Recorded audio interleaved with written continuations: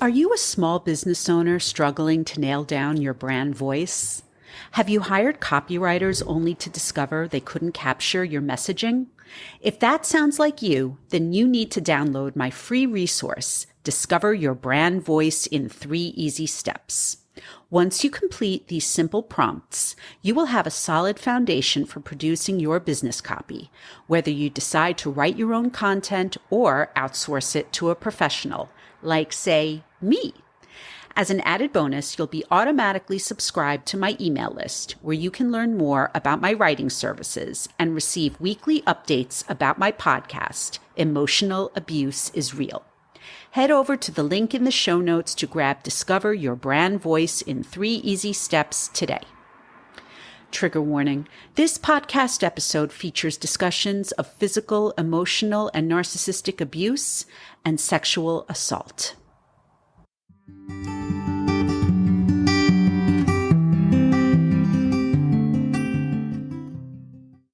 Hello, everyone, and welcome back to Emotional Abuse is Real.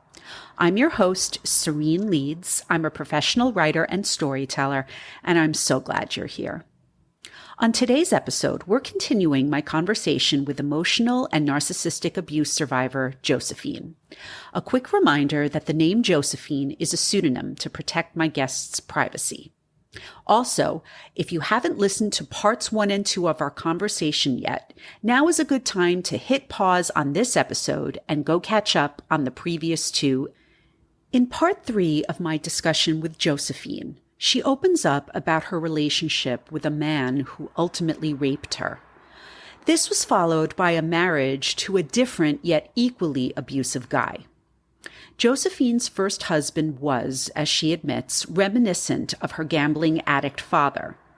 This man battled both gambling and opioid addictions and plunged their family into financial ruin just as Josephine became a mother to their baby daughter.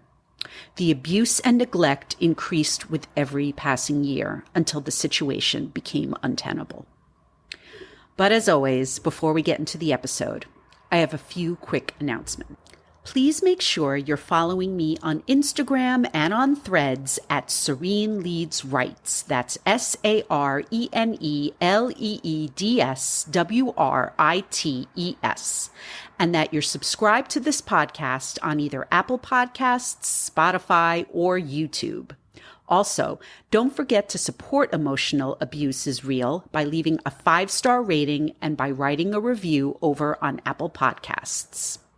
I'd also like to remind you that Emotional Abuse is Real still has a Buy Me a Coffee page, and donations are always welcome. That's because this podcast is a one-woman operation, and your donations help support the podcast's production costs. If you're interested in sharing your emotional abuse experience on this podcast, please either DM me on Instagram, email me at hello@sereneleadswrites.com, or fill out my quick and simple application form. I've left links to my Instagram, email, the show's application form, the Buy Me a Coffee page, and my free download, Discover Your Brand Voice in 3 Easy Steps, in the show notes. As with many episodes on this podcast, I must warn you that Josephine's story is not an easy listen. At the same time, I do believe that the more we share these kinds of survivor stories, the more people will feel empowered to stop emotional abuse in its tracks. So without further ado, here's part 3 of my conversation with Josephine.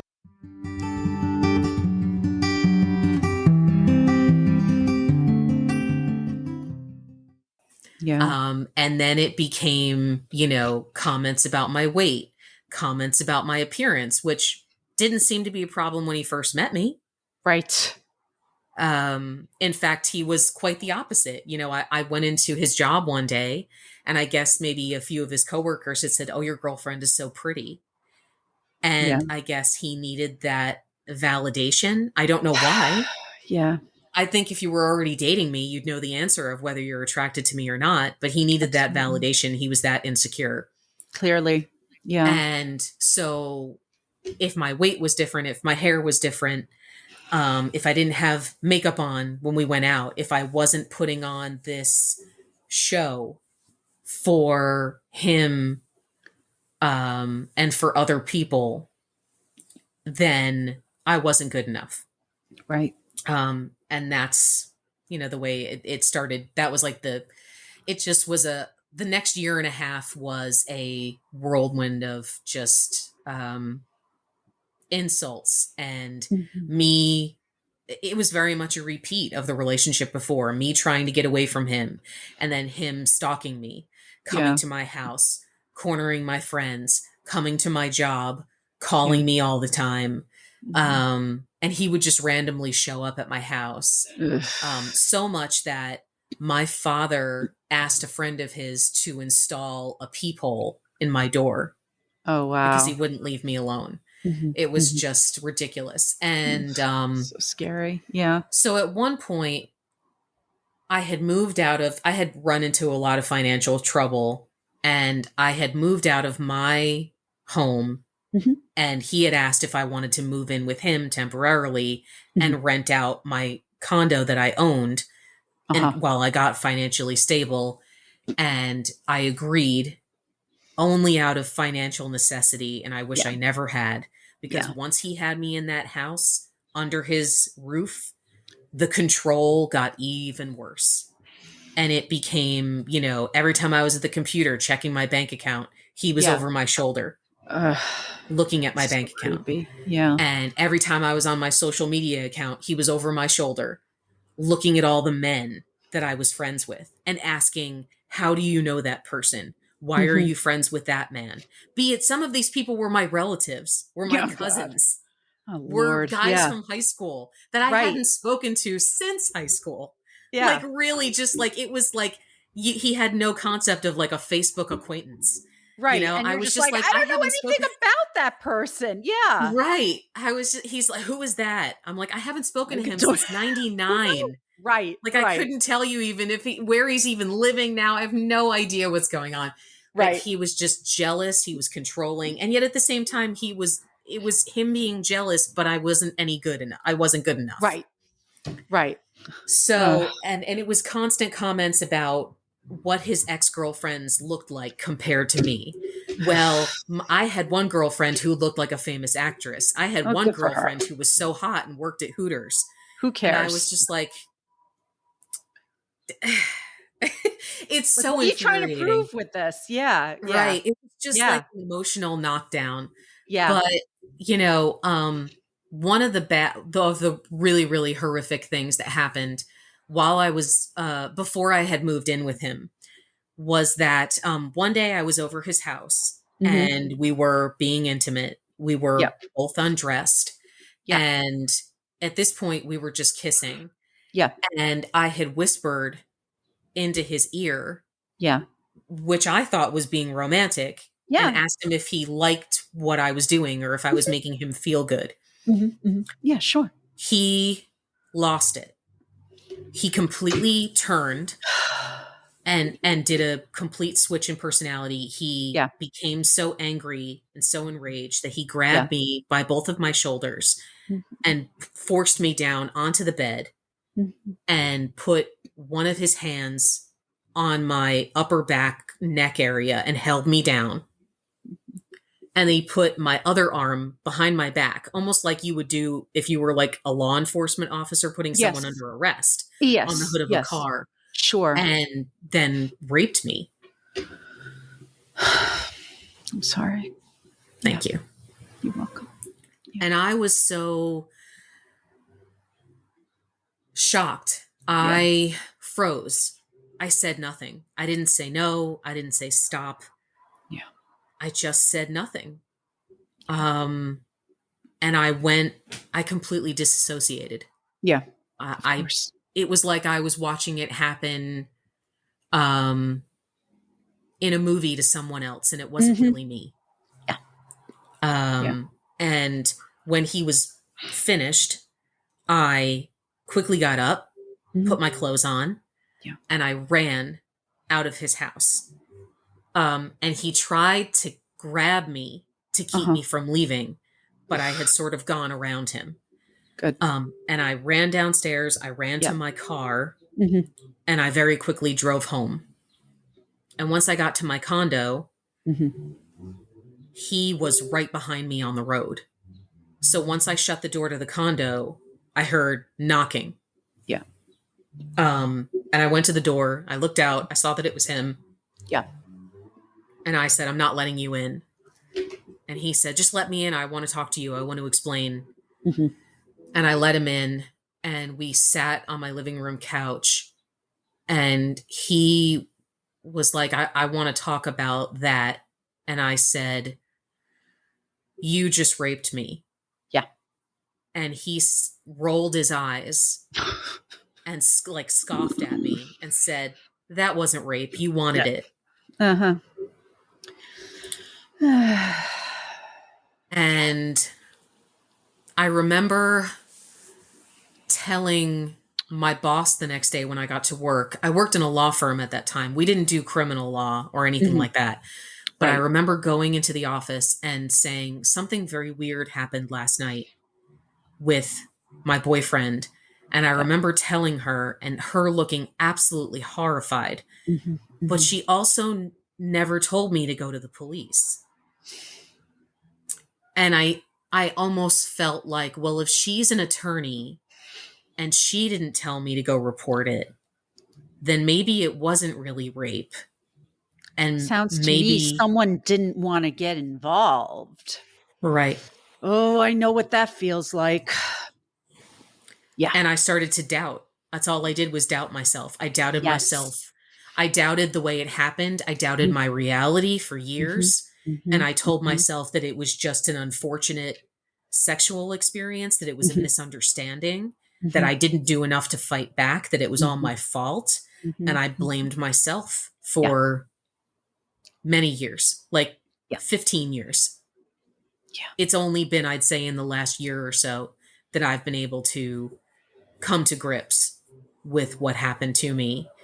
Um, and the most unfortunate part of it is that when I decided to open up about the rape Mm-hmm. to my parents and my older brother, Mm-hmm. um, I admit maybe I could have sat down with them and done it in person, but they don't live anywhere near I do. So I guess the best way for me to get it out was I put it in a text Yeah. and I sent it. Yeah. And I was like, okay, now let me just see what happens. Right. And I had three very different reactions. Mm-hmm. My mother was supportive Okay. Good. and very caring Mm-hmm. and sympathetic.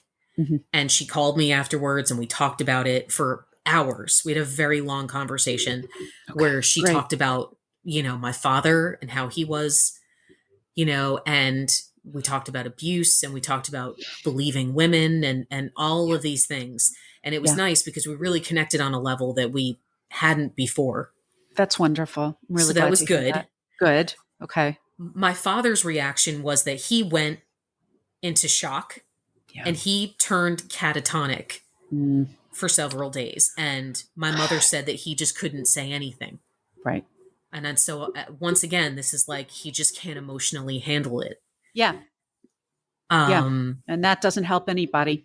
it doesn't. It doesn't. And when we finally did speak about it, which was maybe over a week later, Yeah.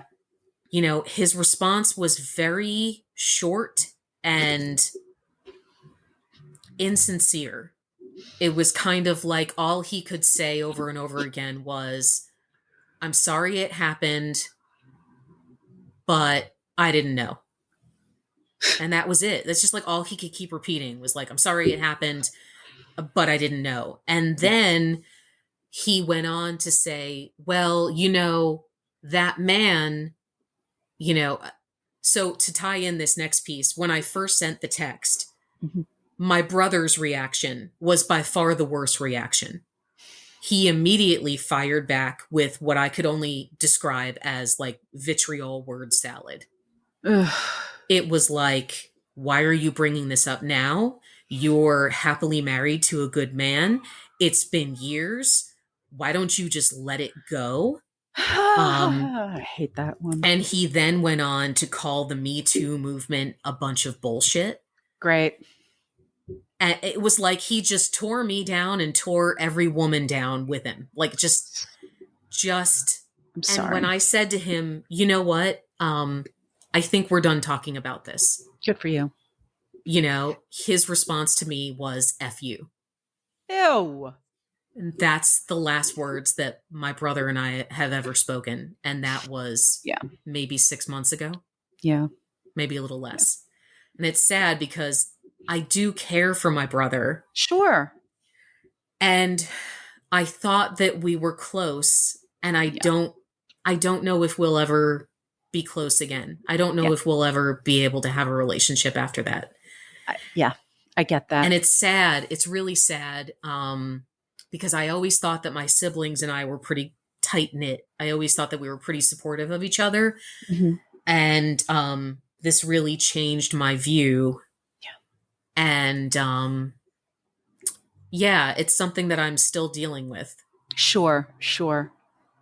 But Sure. but yeah, in the conversation with my dad that I had about a week after I told them, Yeah. my dad went on to say, well, that ex-boyfriend of yours, he's been really, really good to your brother. And I thought, you are just so ignorant Wow. to say that my rapist has been good to my brother. I don't. It was like just so much betrayal. And what's so upsetting is like, I'm not surprised to hear that because I just think that those attitudes are so common. Yep.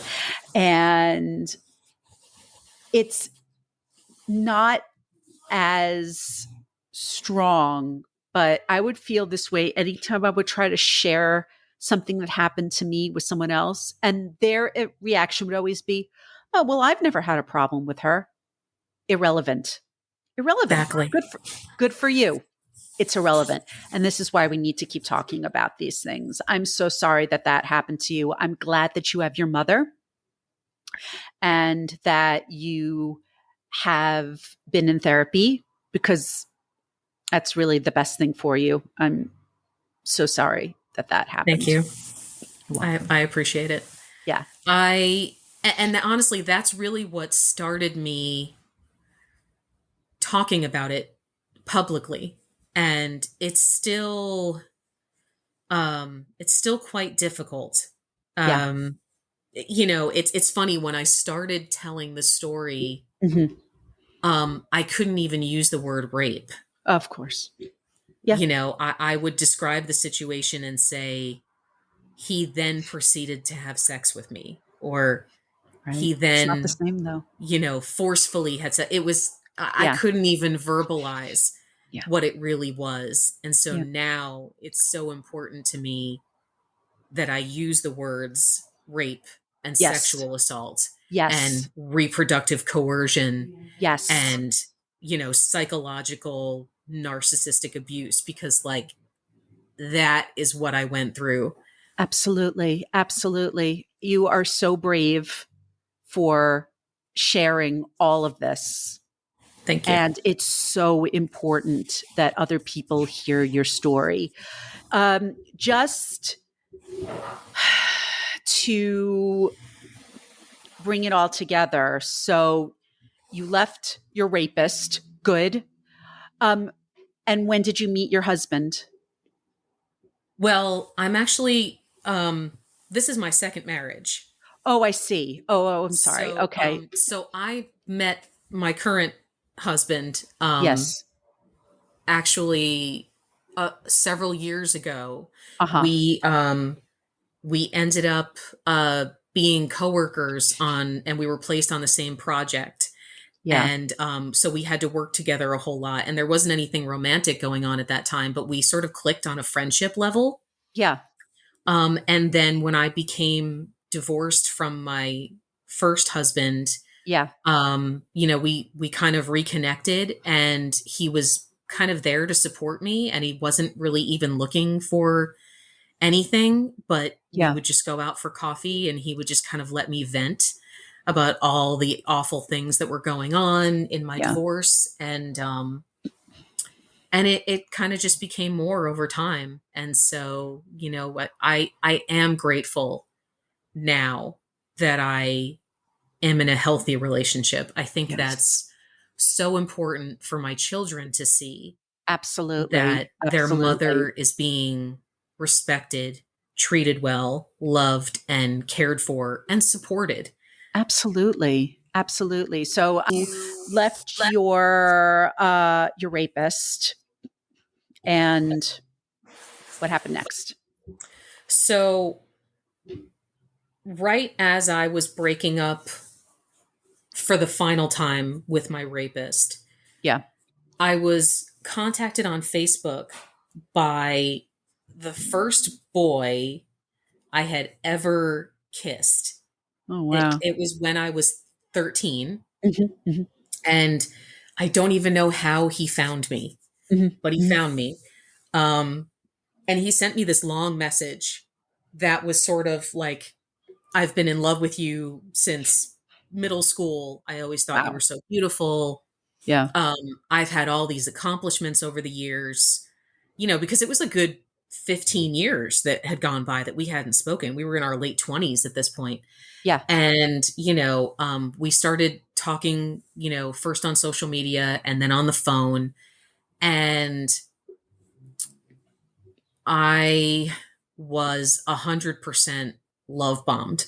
Mm, It was, he started digging for information mhm, about me, trying to find out my, what he had missed out on these last 15 years, and mhm. then trying to find, the commonality, the common points to what had gone on in his life. Oh, where Yeah. you were, in music. Well, I was in music. Oh, Mhm, well, mhm. you had a father like this. Well, I had a father like this. And so everything that I would say to him, he would be, right there to sort of say, how his life had been exactly the same, and how we're Mhm, connected and we're soulmates, mhm, and all of mhm. this stuff. And Oh yeah. so the relationship started to move very quickly, because I felt like, this person really gets me. This person really understands me. And coming out of such a horrific experience with the previous guy, Yeah. I thought, well, this is the person I've been waiting for my Yeah. entire life. Right. And so we he eventually convinced me to once again pick up and move. Mm, And I had just really gotten settled creating a new life in another state. So I had a home, mhm, I had a job, I mhm. had friends, my family were there. Yeah. And then I picked up and moved, and I moved to the middle of the US, where I knew not a soul. Right. It was a complete culture shock, because Yeah. I moved to this incredibly conservative area, Mhm. and I myself am a very liberal person. Yeah. Um, and the entire thing was just crazy. I did end up getting a good job, so that was Yeah. one good thing about it. But I realized very quickly after I had relocated that I had essentially married someone who was very much like my father. Mhm. He was Yeah. a compulsive gambler. Okay. And he was also compulsive about other things. He Yeah. would abuse opioid pain medication. Mm. And so there was Yeah. much of the time where I felt like, he was nodding off. Yeah. And I would say something out of concern, like, we really need to talk to your doctor, because you seem unwell and you're Yeah. taking way too many different kinds of medication and mixing them together. And he would lash out at me, and he would say, you have no idea what it feels like to be in pain. Obviously, if the doctor is prescribing this, it's fine. Yeah.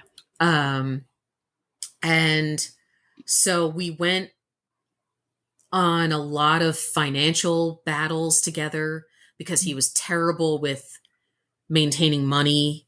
Yeah. Obviously, the gambling played into that. Yeah. Should think so. It was very hard to get him to have to nail down a job and stay at that job, Yeah. either because he was, you know, um, not showing up on time for work, because of the opioids and his really weird sleep patterns. Um, Either that or like they would just see the way that he was acting and they would Yeah. fire him Uh-huh. because they were like, something is not right with this man. Right. And so at one point we actually had gotten engaged and I had broken off everything. I broke off Hmm. the engagement and I was like, I will not do this to my children. I refuse to marry an addict. I know Yeah. what that's like and I won't do it. Yeah. Um, and but he got down on his knees and he begged for my forgiveness and he promised me he would do better. And I caved and I ended up marrying him. And Yeah. immediately after the wedding, he wanted me to start to get pregnant, to try to get pregnant, Yeah. which should have been another red flag. But I just Right. thought, well, he really loves me and we're in a better place now. Hmm. Hmm. And I realized that when I didn't start to get pregnant immediately and I was getting into these fertility issues that I couldn't really pinpoint, Yeah. he started to pull away. And it was almost like once I wasn't giving him exactly what he wanted, and once I wasn't providing what he thought that I should bring to the table, Hmm. what Hmm. he really thought a woman was made for deep down, Yeah. he started pulling away more and more. It started more arguing, but we stayed together. Yeah. We went to go see a couple of fertility doctors that couldn't Hmm. really pinpoint the issue of why I wasn't getting pregnant. At Yeah. this point, I was heading into my early 30s. Hmm. And so I had a ton of painful procedures done Yeah. to try to figure out, all these scans and genetic Hmm. testing. And Yeah. I once took this medication that was supposed to make me more fertile, but it didn't really agree with me. And I ended up in the emergency room Oh no. with a ruptured ovarian cyst I'm from the sorry. medication. And so all these things had happened. Was And it I eventually Clomid? had a surgery where they did a hysteroscopy where they went in and kind of looked around and they said, we're not Yeah. seeing anything specific here. We're not seeing fibroids or Right. scarring or anything like that. But I beat myself up because of those pregnancies that I had Sure. terminated. And I You thought was it was in your this fault. place Yeah. of complete psychological turmoil and breakdown. Yeah. Um, and so we ended up relocating to Texas. Hmm. And shortly after we arrived here, um, I had come across a friend who had said to me, have you ever heard about MTHFR? And Hmm. at that point, I didn't really know a lot about it, but apparently it's this gene. Hmm. Many people carry it, and it can Uh-huh. have varying side effects. So Okay. it can cause anything from, genetic side effects to having trouble with fertility. Hmm. And so I Mm. started to become pregnant, but I started to miscarry every Mm. single time. Okay. And Okay. so that happened 3 times in 2 years that I got Yeah. pregnant and then had miscarriages. Okay. And then my friend started talking to me about MTHFR and Hmm. about folate and about, taking the right medicines and taking the Yeah. right vitamins and supplements. And so I eventually started taking these vitamins and I got pregnant in 2015 with Hmm. my daughter. Hmm. Um, and at that point, I mean, I had been with him, I want to say relationship wise, we had been together for close to a decade and Right. we had been married for about 4 years at Yeah. that point. Yeah. And I think I was just so elated to have a pregnancy that was going well and to have this daughter that, every pregnancy appointment I would go to and I would get to see her move and grow Yeah. and doing, growing, doing well. And I saw the changes in my body. Yeah. I was just like, okay, this is all that you need. Like it Yeah. was like I lived for nothing else at that point but my daughter. And it Yeah. was like my only focus was to get her here safely. And Okay. unfortunately, that left him open to just do whatever he wanted. So he kept, you know, Mhm. We were still in, a lot of financial problems. I felt Sure. like we were never financially stable. He Yeah. never truly gave up the gambling. He Mhm. was like doing it behind my back and Mhm. then constantly overdrafting our account. He was still abusing the opioids, and Mhm. I was really scared. But Sure. I just kept thinking, if I can carry this baby to term, everything's going to be fine. Yeah. He's going to turn around. He's going to see Right. her, and Right. he's going to turn it all around. Yeah. And I was really kidding myself Mhm. because once she was born, Mhm. the relationship went from bad to abusive. Yeah. And he also didn't want anything to do with either one of us. Mhm. I mean, there were points where I would see little glimpses of like maybe he truly cares for her, or he would pop in and maybe change her diaper or something like that. But for the most part, I mean, he was gone. He was Yeah. out of the house. He was avoiding us. He was Yeah. avoiding trying to take any responsibility for her. You He were a didn't single want to parent. help. Yeah, just um Yeah. and it was so heartbreaking. Sure. But I think I just focused all my love and energy into her.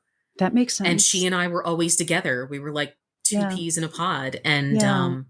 so I just took her with me everywhere I went. And I tried to get out of the house more, so that I Mhm. wouldn't feel so isolated because Yeah. I definitely didn't have him. So I Right. started to, join all these things.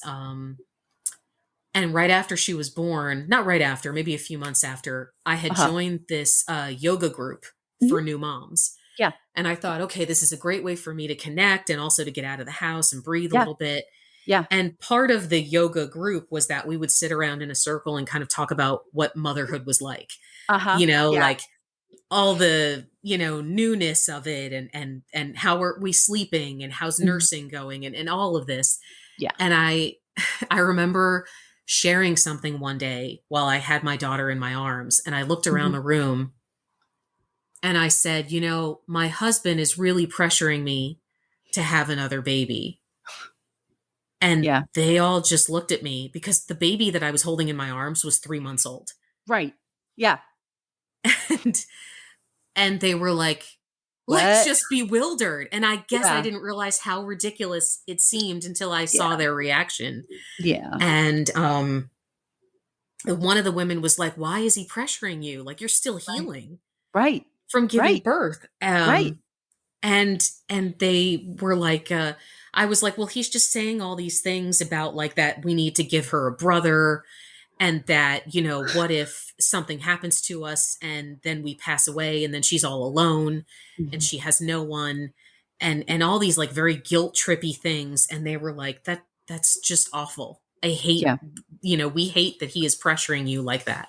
Yeah. But he did. He wanted me pregnant again as soon as possible. Uh-huh. So much that, when I went to follow-up appointments at my doctor, Yeah. she was like, "Well, what's your plan now? Do you want to go back on the pill? Right. Do you want to do a shot? What's your, and I would go Yeah. home and talk to him about it. Yeah. And he would say, "Well, that's ridiculous. You don't need to be on any birth control."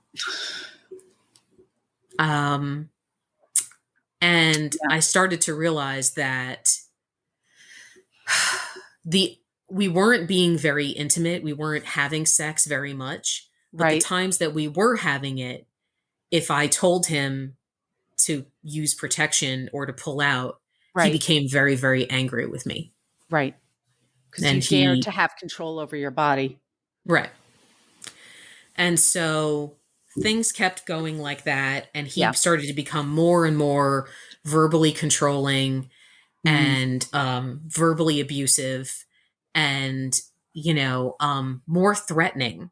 Like we Yeah. would get into these arguments and I would be holding my daughter in my arms, nursing her, and Mhm. he would be screaming in my face, F you. Right. And he would call me the C word, Mm. um, screaming in my face, F you, F you. And Yeah. I was looking at him like, what is going on with you? Like, who Yeah. are you? Like, I Right. mean, you've been nuts in the past, but never never to this point. And I am standing here holding our infant daughter, and you are Yeah. screaming at me with her in my arms. What is Yeah. going on with you?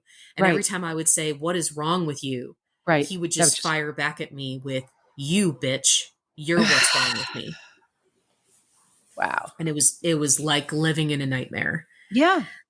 Sure. Um, and he also was an incredibly heavy smoker, and he Mm. constantly promised me that he would stop smoking cigarettes. Yeah. But he kept pushing out, oh, I need more time. I'll stop when you're 9 months pregnant. Oh, I'll stop when please. you're, Yeah. I'll stop Yeah. when you're 30 weeks. I'll stop when you're 35 weeks. Of Right. course, never stopped. So here we are with this newborn baby, and we Hmm. show up at our first, OBGYN, at the first pediatric appointment, Right. and the nurse is like, I can smell the cigarette on you, sir. Right. You need to stop smoking because you are exposing your daughter to third degree, Secondhand third smoke. degree Yeah. smoke. Because Yeah. every time you go out and you smoke and you get it all in your hair and your clothes, and then you Yeah. pick up your daughter, that's getting all over her. You're Yeah. setting her up to have potentially, breathing issues, to have Uh-huh. asthma, allergies, cancer. You Yeah. need to stop. And so Yeah. even she yelled at him, and he still didn't care. Of course not. Yeah. And so we got into so many arguments about him smoking, Hmm. about, her, about him being home more, about him, just being not a parent, being Right. about him having no involvement in raising this child.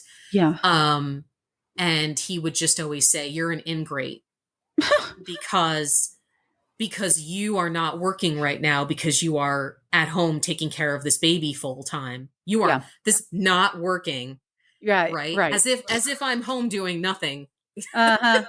But by nursing on demand, changing Yeah. diapers, bathing, Yeah. doctor's appointments, this and that, Yeah. of course that's nothing. That's not a That's real not job. working. No, Right. no, no, no, Right. no, no. It's just total, I'm just sitting home all day, just Of course. lazying about. Absolutely. Um that I was an ingrate because he was working, and that I should just be Wow. happy that the bills were getting paid from his job. And it went very Yeah. quickly from, him wanting me to quit my job. I want you to quit your job. I want you to stay home with the baby. I want you to be able to have that. And I thought, oh, that's so wonderful. To Yeah. me, it went from that to, this is no longer our money. This is my money. I made this money. I earned this money, was now his attitude. Oh, You Lord. don't have a Yeah. right to this money. This is mine. You're Right. being lazy here all day with this baby while I go out and work my ass off. So what And is you it? have, Right. right. Right. It's never good enough, no matter Right. Of what it course not. is, Yeah. unless, you're pregnant. And he wanted this, he had this idea in his head of a pregnant barefoot Uh-huh. wife. And Yep. which is odd, because when I met him, I had a career. So I was like, what gave you that idea about me? They still have because I know men like this, and they have this vision, even though there is no evidence that the person you're marrying is going to turn into that person. Right. Yeah. Right.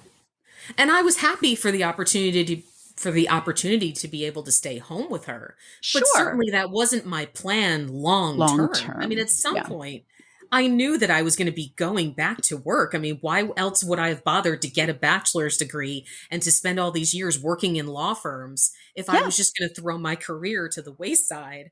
Totally.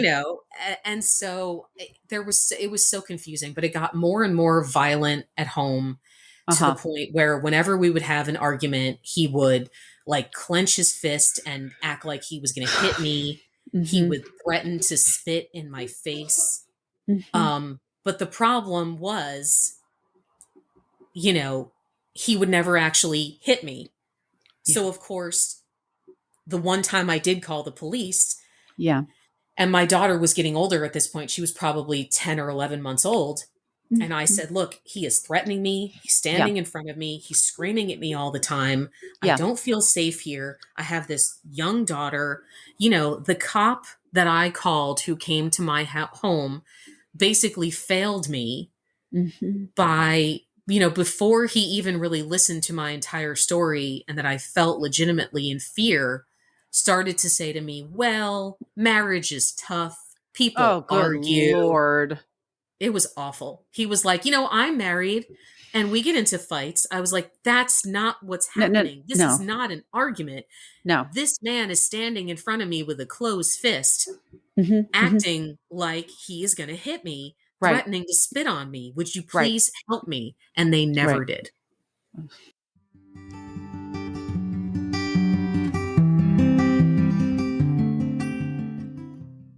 Thank you for listening to part 3 of my conversation with Josephine on emotional abuse is real. And be sure to keep an eye out for the 4th and final episode featuring our chat, which will drop in 1 week. If you would like to be a guest on the podcast, please reach out via email at hello@sereneleadsrights.com, through Instagram at sereneleadsrights, or fill out my guest application form. Please note that this podcast should not be used as a substitute for professional mental health services. If you are a victim of emotional abuse and need help, please call or text the Suicide and Crisis Hotline at 988. Or call the National Domestic Violence Hotline at 1-800-799-7233. You can also text START, START, to 88788.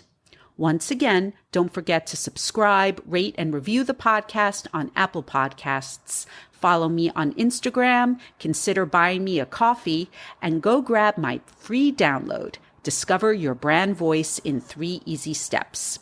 Thanks so much for listening, and I'll see you next time.